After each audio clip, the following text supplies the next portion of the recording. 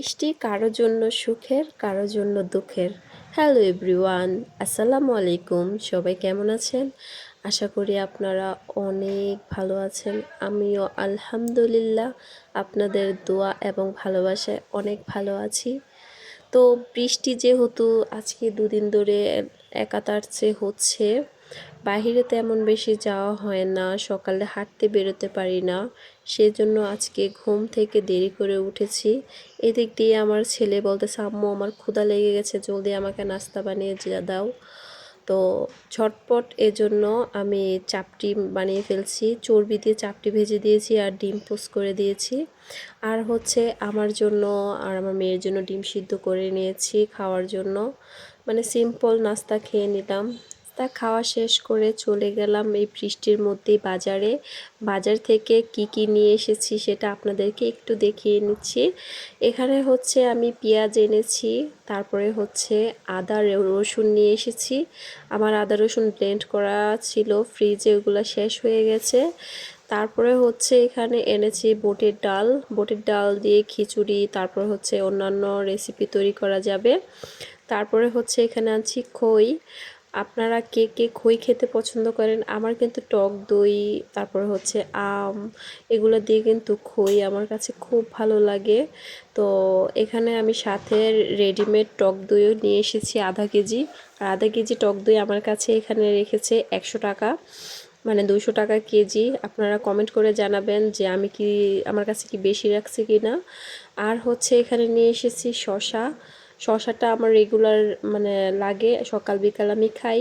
এখানে নিয়েছি ফ্রেশ একদম কলা। তো কলাটা আমি কমই নিয়েছি, কারণ কলা তেমন বেশি খাওয়া হয় না, তারপরও বাসায় রাখি, মাঝে মধ্যে মন চাইলে খেতে পারি। তারপর হচ্ছে এখানে নিয়েছি রূপালি আমগুলা মানে বেশি নিয়ে আমি এখানে 1 কেজি নিয়েছি। আর আমার কাছে 80 টাকা কেজি রেখেছে রূপালি আমের দামটা একটু কমেছে। ওই মানে এর আগে এনেছিলাম আমি 120 টাকা করে। তারপরে যেহেতু বৃষ্টি হচ্ছে, একাদার্সে বাসায় বসে থেকে তো কিছু খেতে মন চায়, তাই এখানে বাদাম নিয়ে এসেছি। তারপরে হচ্ছে এখানে নিয়ে আসলাম বোট। এই ফাটা বোটগুলো আমার কাছে অনেক ভালো লাগে। আর হচ্ছে এখানে আমি বিরিয়ানি চানাচুর নিয়েছি, এটা নিয়ে এনেছি আমার মেয়ের জন্য, আমার মেয়ে বলে দিয়েছে, আর ওর নাকি বিরিয়ানি চানাচুর খেতে মন চাইছে। আগে আমার খুব পছন্দ ছিল, এখন তেমন বেশি একটা ভালো লাগে না।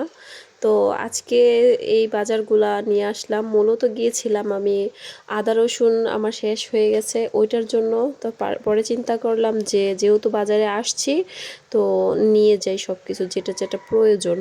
আসলে মহিলা মানুষ রেগুলার তোর বাজারে যেতে পারি না, মানে যখন যাই তখন মানে প্রয়োজন যেটা যেটা লাগবে একসাথে নিয়ে আসার চেষ্টা করি।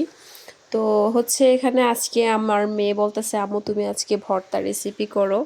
তো মানুষের বাসায় বৃষ্টি পড়লে রান্না করে খিচুড়ি, আর আমি আজকে উল্টোটা, আমি করতেছি ভর্তা রেসিপি। মানে আজকে যা করব সব ভর্তা করব, ভর্তা মানে বিপরীত আর কিছু করা হবে না। আমি প্রথমে আপনাদেরকে যে ছোট আলুগুলা ডালা দেখিয়েছি ওইগুলা পাটায় বেটে তারপরে হচ্ছে ভর্তাটা বানিয়েছি।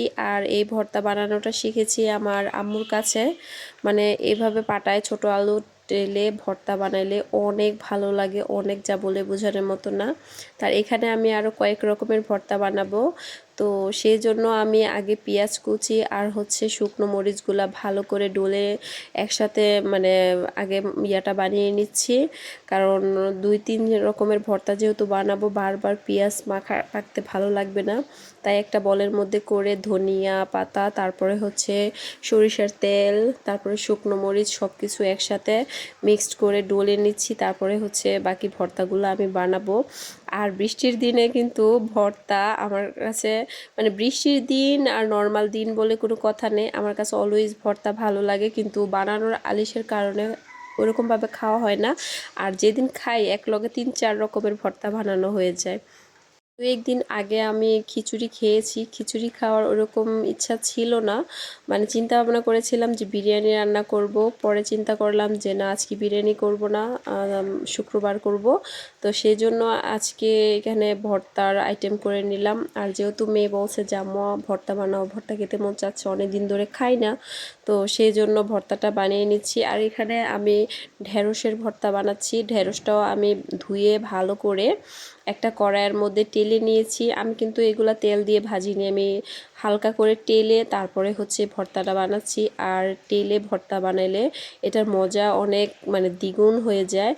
আর হচ্ছে এখানে আমি কাঁঠালের বিচিগুলা সিদ্ধ করে তারপরে এগুলো ভালো করে আগে ভেঙে নিয়েছি, নিয়ে তারপরে হচ্ছে আমার পেঁয়াজ মরিচ মাখানো যেই মশলাটা, এটা আমি দিয়ে ভালো করে কাঁঠালের বিচির সাথে ডলে ডলে একসাথে মিক্সড করে নিচ্ছি। তো এখানে দেখেন আমার আলুর ভর্তা বানানো শেষ, কাঁঠালের বিচির ভর্তা বানানো শেষ, আর হচ্ছে ঢেঁড়সের ভর্তা বানানো শেষ। তো আমার 3 আইটেমের ভর্তা কিন্তু অলরেডি হয়ে গেছে। আর এখানে দেখেন অনেকগুলো করে আমি ভর্তা বানিয়েছি। আর হচ্ছে লাস্টে আমি এখানে বুটের ডালের ভর্তা বানাচ্ছি। এটা আমি এর আগে কখনো খাইনি, মানে ফার্স্ট টাইম খাওয়া হবে। মানে একজনের কাছ থেকে শুনেছি বুটের ডাল নাকি সিদ্ধ করে ভর্তা বানিয়ে খেলে নাকি অনেক ভালো লাগে। তো এই জন্য বানিয়ে ফেললাম, আজকে ফার্স্ট টাইম ট্রাই করব, মানে কেমন লাগে খেতে, একদম নতুন। দেখেন আমার সকল ভর্তা বানানো শেষ।